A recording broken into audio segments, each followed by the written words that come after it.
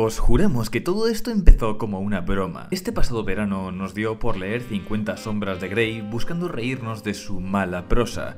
De ahí pasamos a leer Fugitivos en el tiempo y como estamos fatal de la cabeza, quisimos defenderlo porque decir que es una mierda lo puede hacer cualquiera. Una cosa llevó a la otra y aquí hemos acabado, leyendo Sueños de acero y neón, de Jordi el Madrefollada Salvaje. ¿Y quién nos lo iba a decir? Nos hemos encontrado con un libro que de verdad merece la pena que hagamos un análisis completamente en serio. Queremos que entendáis lo siguiente. Si esperáis encontraros con un par de frikis diciendo que el libro es basura, sentimos mucho decepcionaros. Aquí somos adultos funcionales, las más de las veces, y tratamos de hacer las cosas un poco mejor. Dicho esto, el libro es mucho peor que simple basura, porque tiene la desfachatez de ser verdaderamente bueno durante la primera mitad, y cuando te ha demostrado de lo que es capaz, lo manda todo a tomar por culo. Al principio impresiona porque es mucho mejor de lo que esperas de un libro o de un youtuber, y más aún un libro para un público juvenil. Más o menos hasta la mitad del libro es genuinamente entretenido, lo suficientemente interesante como para querer saber más.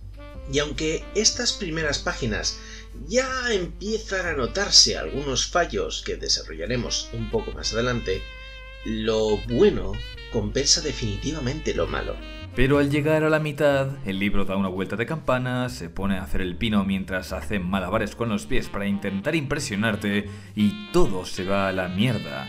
El libro pierde lo bueno que tenía y lo malo no solo se mantiene, sino que se multiplica. Este es un libro escrito por una de las figuras mediáticas más famosas de la actualidad, una de la que fuimos fans allá por el lejano 2014. Y sí o sí, vamos a tener que hablar de la imagen que Jordi Wild trataba de proyectar por aquel entonces como parte de su personaje en redes, ya que imaginamos que si volviese a escribir el libro hoy en día, muchas de las mierdas que tiene las rebajaría, pero mantendría el estilo. Lo que tenemos entre manos es mucho más que el mero libro de un youtuber. Todo hay que decirlo, de esos hay a patadas. Lo que hemos visto aquí es el caso de estudios sobre la cultura que consumían los millennials, y bueno, cómo algunas de esas facetas lamentables aparecen en este libro, que fue publicado en 2016 y que se reproducen.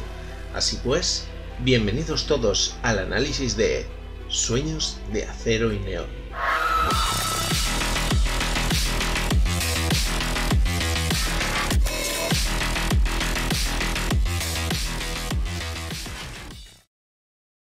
Estamos en el siglo XXV. Muchos años después de una guerra contra las máquinas, la humanidad ha recuperado el control del planeta, creando grandes megalópolis y alcanzando un elevado nivel tecnológico. A pesar de esto, la corrupción, la contaminación, la pobreza y el crimen organizado son males que no hemos erradicado. La ciudad de Neo-Tokio reúne la opulencia y la marginalidad en todo su esplendor. En lo alto, los magnates de las megacorporaciones juegan con el destino de millones, mientras que vivir a pie de calle es una lucha por la supervivencia. Una de las pocas personas dispuesta a adentrarse en lo profundo de esta jungla de hormigón es Jordi Thompson, detective privado y don Juan a tiempo completo, que está a punto de recibir un trabajo que pondrá en juego el destino de toda la ciudad, y posiblemente del mundo. Vamos a ver, las cosas claras y el chocolate espeso. Si os parece que la sinopsis es un cúmulo de topicazos del género noir ambientado en una distopía cyberpunk, es porque es así. ¿Y sabéis qué? Ahí radica parte de su encanto.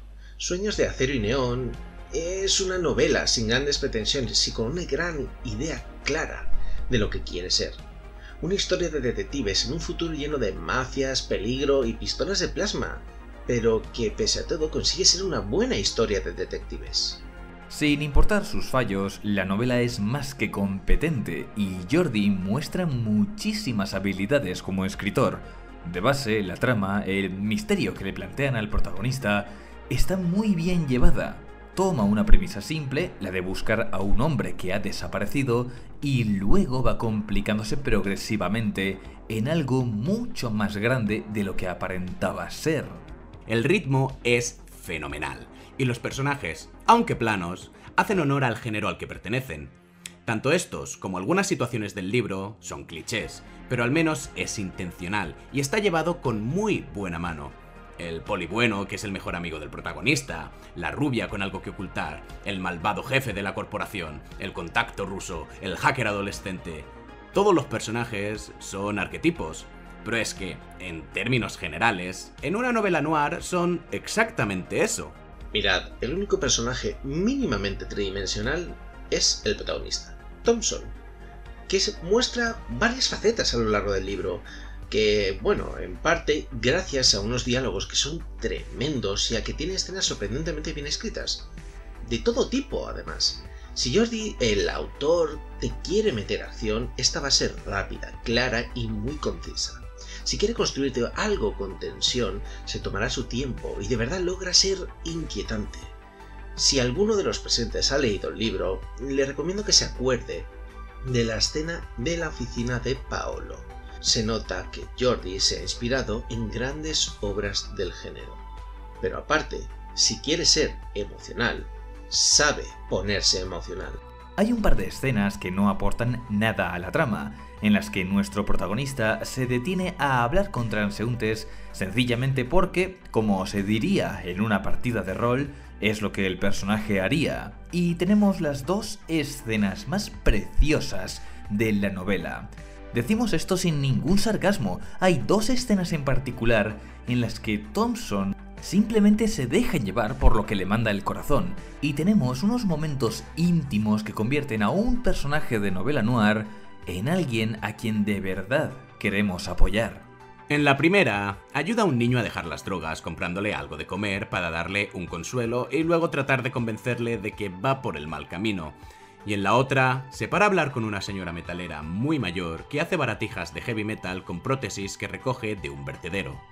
Son momentos sinceros, que se nota que en este caso salen del corazón del personaje y, dicho sea de paso, del autor. Muestran lo mucho que esta novela podría llegar a ser, aspirar a ser. Viendo la variedad de situaciones que presenta, en términos generales queda bastante claro que Jordi sabe escribir bien, que estamos ante alguien más que competente. Incluso, joder, las escenas de sexo están bien escritas. Pero nos hemos dejado la mayor virtud de este libro para el final. Los diálogos son increíbles. Jordi domina el diálogo como parte de la narración en todos sus aspectos. El ritmo es brutal, las expresiones y chascarrillos tienen mucha naturalidad y cada frase dota de carácter a los personajes. Las relaciones interpersonales es algo que no te cuentan, es algo que te muestran a través de los intercambios verbales que tiene Thompson con todos los demás. De verdad sientes la conexión que todos los personajes tienen entre sí en el momento en el que hablan. De verdad que no podemos recalcar esto lo suficiente. La maestría con la que este cabrón maneja las conversaciones es digna de admiración. Y ojo, que ya en la primera mitad hay cosas que chirrían. Los diálogos son buenos cuando deja que un personaje hable con naturalidad, pero cuando quiere enfatizar que un personaje es muy malvado o muy honorable, o en general quiere incidir mucho en cuál es el papel de cierto personaje en la obra, vamos, cuando se pone en plan peliculero, esa naturalidad se pierde y se ve reemplazada por verborrea muy cursi que da vergüenza ajena. Dicho de otra manera, Jordi escribe muy bien un diálogo cuando esto es lo que diría una persona, como por ejemplo, dos amigos en un bar. Pero escribe muy mal cuando es lo que escucharías en una película, como un villano explicando su plan, incluyendo frases del tipo «Tú y yo no somos tan diferentes». Por otra parte, el worldbuilding es, en general, la parte menos destacable, o bueno, se podría decir que si destaca no es por buenas razones. Y hay algún otro momento en el que Thompson tiene unos venazos misóginos que el autor piensa que hacen gracia, pero vamos a ser honestos, no las hace. Aún así, consigue ser una novela de misterio en un entorno vibrante que te atrapa por el encanto que irradia el protagonista y porque, bueno, de verdad consigue que te sumerjas en su trama a pesar de todos los baches. Y entonces, llega la segunda mitad. La decadencia de esta novela comienza con un giro argumental y con una traición. Por una parte, el gran misterio de la obra, que no vamos a revelaros, se desvela, y con ello la novela deja de pertenecer al género de detectives y pasa a ser una novela de aventuras en la que la acción cobra más importancia. Hasta ahora, hemos visto que los tópicos y clichés del género noir estaban muy presentes, y, lejos de molestar, le daban encanto a la obra. Mientras que a partir de este momento quedamos expuestos a lo más aberrante y vergonzoso del cine de acción. ¿Y la traición? Os preguntaréis. Bueno, esa os lo digo yo. La comete Jordi, al propio lector. Durante buena parte del libro, el personaje de Thompson hace alusiones a cómo vive en un mundo artificial, carente de pasión creativa y, en pocas palabras, sin alma. Constantemente hace comparaciones con los objetos de consumo, como pueden ser los coches o las bebidas, los entornos, como los bares de neón, y sobre todo con la música heavy metal, para poner sobre la mesa una narrativa que gira en torno a que los humanos hemos avanzado mucho, pero que la sociedad ha perdido su espíritu, lo pasional, en que ya nada es auténtico. El personaje de Thompson prácticamente está construido sobre un sentimiento de libertad que busca escapar de toda esa artificiosidad, de un entorno plástico y opresivo que le enclaustra. Todo esto se va a la mierda cuando, llegados a la mitad de la novela, se desvela algo de la propia naturaleza del personaje de Thompson, algo muy gordo que debería hacerle reflexionar, que debería llevar a un momento de catarsis, y el autor pasa olímpicamente de decir nada al respecto después de toda la matraca que nos ha soltado sobre su protagonista siendo un espíritu libre, siendo el mayor desperdicio de potencial de la novela y dejando a Thompson como un hipócrita. Y eso es quizás lo menos malo de todo. La transformación a novela de acción nos deja a merced de lo más penoso de este género. Más pronto que tarde queda claro que Jordi pretende impresionarte con un tercer acto sobresaturado de emoción, y lo único que hace es el ridículo. Las situaciones que planteaba hasta ahora tenían cierta serenidad y verosimilitud, pero a partir de aquí son tan exageradas que no te las puedes tomar en serio de ninguna manera. Joder, parecen sacadas de una maldita película de Resident Evil, incluyendo la típica escena que te presentan a montones de personajes sin ahondar en una mierda en ellos justo antes de matarlos en la siguiente escena. ¿Por qué? Porque solo están para hacer bulto. Hay agujeros de trama por doquier, el tono cambia por completo y los diálogos pasan a ser una pedazo de mierda, ahora que los personajes son completamente absorbidos por el arquetipo que representan. Adiós a la naturalidad de la que hablábamos antes. El último tercio de la novela es insoportable. De verdad que nuestra paciencia se tuvo que poner a prueba cada vez que alguien abría la bocaza. Sueños de acero y neón pasa de ser una novela de misterio entretenida a una porquería de novela de acción, predecible hasta el absurdo y llena de momentos estúpidos que solo quieres que acaben. El worldbuilding, que antes era flojo, ahora pasa a ser realmente doloroso. Este libro es un mal manual de cómo hacer worldbuilding, principalmente por tres motivos. El primero, porque, seamos honestos, no tiene una mierda de originalidad. Parece que Jordi se leyó el manual de Cyberpunk 2077 y le hizo una copia-pega. Es que no tiene nada destacable salvo lo pobre que es. Segundo, porque ni un solo elemento del worldbuilding importa realmente. No hay ningún aspecto de la sociedad que nos presentan que tenga una presencia constante y sientas que moldea el mundo en el que viven los personajes, sino que Jordi suelta sus mierdas, que si existe esta droga, que si existe este local, que si existe esta banda, pero nunca vuelve a hacerse mención de estos elementos, así que no sabes qué impacto tienen en su mundo. Y tercero, en todo lo que se detiene para dar detalles, está mal y muestra cero interés por documentarse antes de escribir. Vamos a explorar esto un poco. A ver, a Jordi le encanta meter palabras que suenan súper guay, pero que no sabe cómo usar, o que no desarrolla de la forma adecuada. Por una parte tenemos todo lo relacionado con el funcionamiento de aparatos y programas electrónicos de este mundo. Hay cosas como una inteligencia artificial que te plantea que tiene la capacidad de procesamiento increíble, pero cuando te da los datos de cuántos bytes maneja esa inteligencia artificial, resulta que tu smartphone es más potente que esa inteligencia artificial, Da velocidades, por ejemplo, de un viaje muy específico para un vuelo entre dos lugares, diciéndote el punto de partida, el punto de destino, la velocidad exacta a la que viajan, y si te da por hacer tú mismo el cálculo, resulta que un viaje que, según el autor, tarda unos minutos, en realidad tardaría varias horas con los mismos datos que el autor te ha dado. Te mete un ascensor que funciona con energía nuclear, porque sí, suena guay, pero ya me diréis, ¿para qué demonios un ascensor necesita energía nuclear?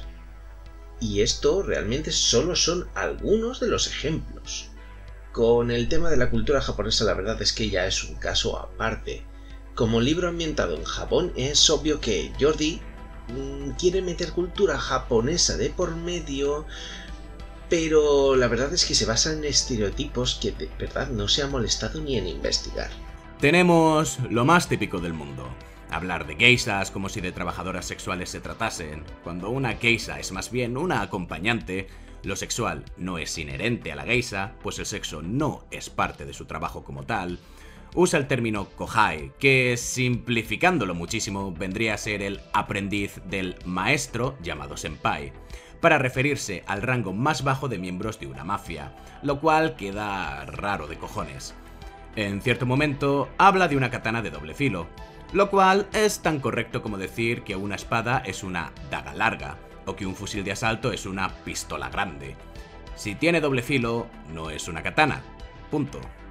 Curiosamente, llama a las armas japonesas por su nombre, pero cuando algún personaje usa precisamente una de las armas que ya ha mencionado previamente, las llama katana igualmente, lo cual demuestra, una vez más, el uso de términos simplemente por querer aparentar. Le encanta narrar combates de katana en la que ambos adversarios centran sus estilos de combate en estocadas, cuando la katana, como arma, no es una espada pensada para hacer estocadas. Puede hacerlas, claro, pero si los personajes prefieren estilos de combate basados en estocadas, hay muchas más armas que encajarían mejor para ello. Pero claro, estamos en Japón, así que hay que usar katanas porque las katanas son mucho más molonas que un estoque.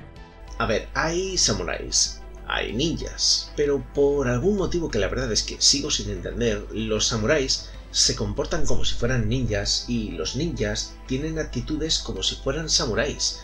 Al menos entendiéndonos a lo que se refiere a la cultura popular de lo que se entiende por ninja y samurái respectivamente. Todo este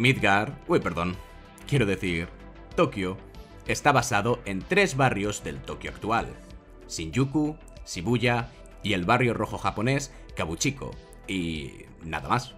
El libro transcurre en Japón, pero perfectamente podría estar en Madrid, Sao Paulo, Washington o cualquier otra metrópolis, y nada cambiaría, porque no son más que nombres vacíos que resuenan en la mente de la gente por mera cultura popular, pero que no aprovecha. No intenta utilizar su escenario para hacer nada con él más que llamar la atención de los whips. En términos generales, se puede resumir en que el libro quiere aparentar, no quiere caer en descripciones genéricas para fingir credibilidad, te da los datos y nombres específicos, pero luego no se molesta en usar bien la información que está empleando, lo cual termina dando una peor imagen que si se hubiera limitado a mantener las cosas simples en lugar de enfangarse siendo demasiado específico para su propio bien. Y hay más fallos. Jordi mete unos 300 años entre lo que se conoce como el fin de la guerra contra las máquinas y el momento en el que se sucede la novela actual. Porque en este caso piensa que necesita toda esa cantidad de tiempo para que surja la civilización tal y como era antes de dicha guerra. Que por supuesto es un capitalismo extremo porque por lo visto es inconcebible que después de habernos enfrentado a la puta extinción seamos capaces de desarrollar cualquier otro sistema socioeconómico. Luego, el autor se olvida de que los personajes hablan en inglés. Al principio usa expresiones como serial killer en vez de asesino en serie un poco por la cara, para que luego le den un código a teclear dentro de los servidores de una megacorporación que empieza literalmente por /speedhack, y Thompson pregunta que para qué sirve eso. El mejor momento para ver esta falta de atención al detalle está en una conversación, cuando escribe a un asiático hablando con un fuerte acento sin darse cuenta de que ese acento La dificultad de pronunciar la R es algo que solo ocurre cuando los asiáticos tratan de hablar en español, pero en inglés esa pronunciación es totalmente diferente, así que si los personajes, según el libro, están hablando en inglés, los asiáticos no deberían tener ese acento tan marcado. En general, el worldbuilding es un puto desastre. Y finalmente, lo peor sin duda que tiene el libro es la representación de la mujer, que lo hemos dejado para el final porque da verdadero asco. Pero también merece la pena entender por qué da asco. Este libro es, ante todo, una reproducción de la visión cultural del cine de acción norteamericano de hace décadas, algo que queda manifiesto en cada escena y diálogo de la segunda mitad, en el cambio radical de tono, en cómo la cultura occidental es la prominente principalmente en el idioma, en cómo utiliza la cultura japonesa como una atracción de circo en lugar de tratarla con el respeto y consideración que merece. Pero sobre todo, se nota en el trato hacia la mujer. Mira, cuando un libro escrito por el puto Dallas Review hace una mejor representación de la mujer de la que eres capaz de dar tú, tienes un problema, y muy serio. No es que Sueños de Acero y Neón tenga micromachismos y pequeñas transgresiones, es que en general es una machistada repugnante, casi que se podría decir de principio a fin. Hablemos un segundo de Jordi Wild y de cómo eran sus comienzos. Mira, Jordi Wild era una ruptura del arquetipo friki. Los chavales que hace 10 o 15 años eran las caras visibles de YouTube, eran la gente joven de colores chillones y gorra tipo Rubius, que te podías imaginar moviéndose al ritmo de dubstep, o gente que en general parecían el típico chaval que saca 10 en matemáticas. De pronto va y se te planta un maromo hipermasculino más bueno que el pan, y te tienes que creer que es un fricazo que le ha echado más horas a Final Fantasy VII que un adicto al fentanilo buscando agujas en el barrio del Raval. No solo eso, sino que viene de una época sin moguijatería, en la que el cine de acción y las series policíacas eran pura testosterona. Un carácter que traslada a su caracterización de YouTube y que por una parte es muy entretenida de ver, pero por otra parte parece ignorar todos los problemas que había en todos esos productos que ha consumido, siendo el machismo rampante el primero de estos problemas. Este libro fue escrito en 2016 y está claro que podría decirse que quería reproducir ese carácter ochentero en su protagonista. Alguien gañán, mujeriego, algo canalla al estilo Charlie Sheen, mientras que las mujeres son top models que le ríen las gracias y quieren follarse. El resultado es que de todo menos gracioso. Del primero al último, todos los personajes femeninos son prácticamente objetos sexuales por los que el protagonista babea como un quinceañero o presenta situaciones que dan absoluta grima. Tenemos a una rubia que es una femme fatal que, por supuesto, utiliza el sexo para manipular. Tenemos una prostituta indefensa que aparece únicamente para que Thompson la salve cual damisela en apuros.